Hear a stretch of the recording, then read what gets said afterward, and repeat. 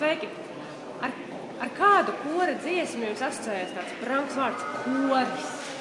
Gaismas pils, mēs tikko runājām. Personīgi. Gaismas pils, Latvija, pērkons, saule Daugava. Personīgi nav Gaismas pils vismīļākā, bet tomēr. Jā, Gaismas pils, laikam, tomēr ir tā brangākā.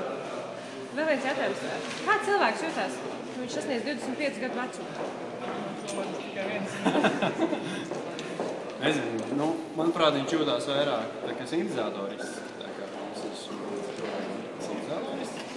Šķiet, ka 25 gadi ir tas vecums, kas ir vairāk vai mazāk saistīts ar šo instrumentu. Jo tur ir ļoti daudz, piemēram, mēs te paskatāmies tev ar ritmu uzlikt. Veselas 100 ritmu tev iespējami, ja? Tāpēc kā cilvēkam ļoti daudz emocijas, ļoti daudz iespējamības, ja? Tā.